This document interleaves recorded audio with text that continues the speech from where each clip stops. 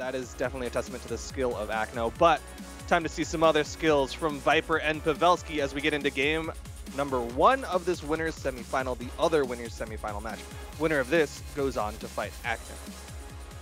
It's going to be Vipr coming off of a kind of nail-biter set between Chetero and him earlier. Of course, he was going in with this Jala, ended up taking it out over Chetero on the final stock. It was looking like Chetero might have enough to take it. Chetero with some solid placement or playing so far today. Not enough to get into the top 8. It's going to be Vipr securing that. So we'll see what he has against Pavelski, coming in with this classic Lucian. I know the Qatar fans out here don't have a lot of representation anymore. I don't know how much they, or how they feel about wrench Qatars now. They're kind of #1 boy. It's gotta kind of be Pavelski. Yeah, you got no other options, guitar players. But I want to be a little more cautious. Pavelski, one of the biggest things that he's got going for him is just his sheer ability to not care about his stocks. He will burn everything if it means that he can threaten you off stage, threaten the option to take a stock off. But Vipr, with just a solid axe recovery, going to take the first stock off of Pavelski. Now, comparing their PRs here, Pavelski coming in at number 8 on the PR. Where is Vipr? Vipr's at 21. Much lower than I would have expected. Maybe some less than stellar placements this year. That recency bias coming in, hurting Vipr a little bit. The D-Light recovery, the low strength. Another one. Is it going to kill here? And it does. All it took was one more. Pavelski cleaning that up nice and quickly. He's going to go back over to the Qatars. Wants to stick with the Qatars for the damage build-up. Vipr going to go for the offstage. Maybe trying to bait Pavelski into another one of those Qatar down signatures. Just a classic Lucian move, but Pavelski not taking that bait this time. And see, there you go. That's already 2 hits for Axe. Pavelski basically has to output 4.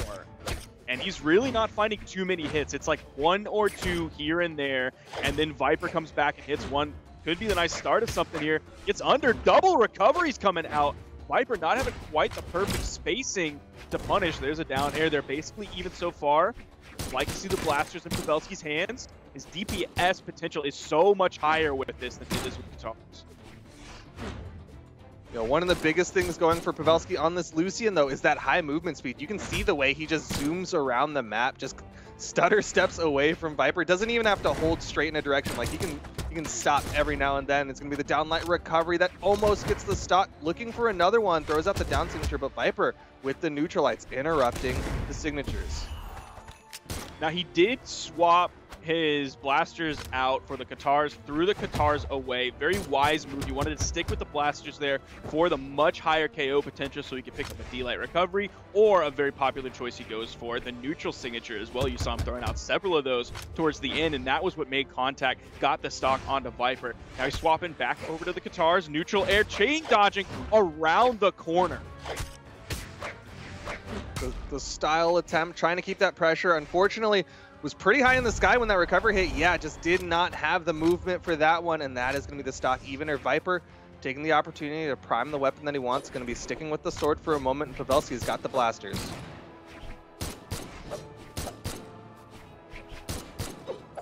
Three days from Pavelski. Nothing ended up making contact. Neutral air from Vipr. No major momentum one way or the other about 3.5 minutes into this game. Both players in the yellow on their final stocks here in game 1. Sidelight goes for the D-Light. Oh, Vipr almost got the neutral signature read. Desing over the corner from Pavelski. Now he's thrown out like 3 of those. 2 of them have been punished. Clash out. Vipr trying to fight his way back onto the stage. You saw him hit those neutral airs, and Pavelski, while doing that footsie on the corner, is going to give Vipr the opportunity to get on the stage, but the side signature will launch him and disarm. This is a big opportunity for Pavelski. One downlight could lead to the knockout.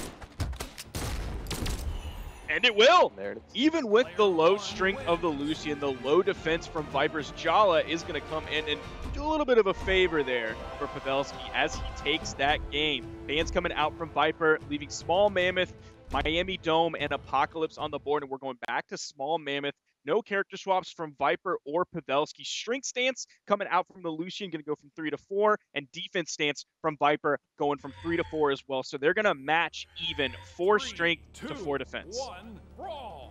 Yeah, just negating those the pitfalls of the characters, right? Lucian, known for having low strength, gonna go into that strength stance, and Jala, known for having that low defense, of course, gonna be going into that defense stance.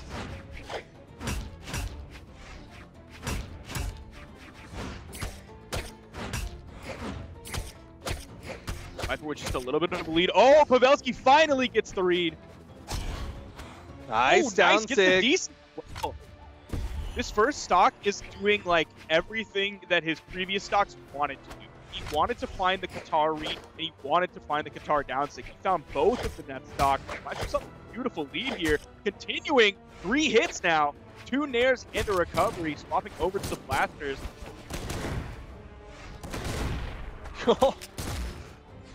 This is looking like a whole different match. Pavelski is looking so good, and Vipr is looking like a deer caught in the headlights. He's just so lost right now, running up against Pavelski.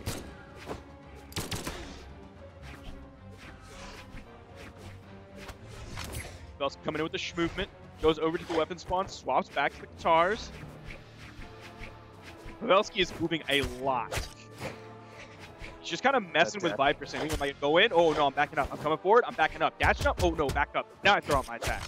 Just kind of mixing everything up. Keeping Vipr on his toes. Oh! Oh, my gosh. Oh, my gosh. The 3 stock.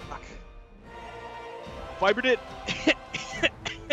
Vipr did 87 damage that whole game. He's a 2-digit Andy because Pavelski completely destroyed him. Pavelski made Vipr look a little bit free there, and Vipr gonna make the swap over to the Thatch. Was like, all right, you know what? That didn't happen. Gonna just change up the characters real quick. Wants to go blasters to blasters against Pavelski, but I don't know if that's the answer with just the sheer movement of Pavelski. Just that dash dancing. Does Vipr have the movement to keep up with Pavelski? He's going to have to get up to speed very quickly against an extremely warm Pavelski, but also the damage numbers from last game pointed out something very important. Pavelski did 455 damage. Spread that evenly over 3 stocks. That is about 150 damage per stock. You turn red at 150. The second you turn red, you will not kill with a blaster's recovery. So he's still getting like perfect kill efficiency when he has moves that don't kill at 150. Oh, snap off the soft platform. Look at the movement. Look at that footwork.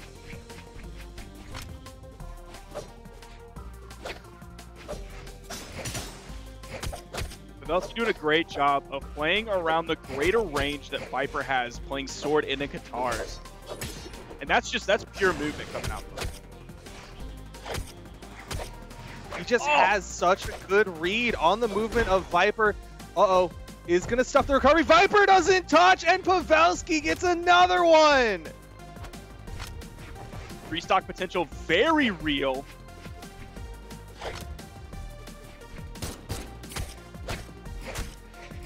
Oh, no. Oh, he gave him touch.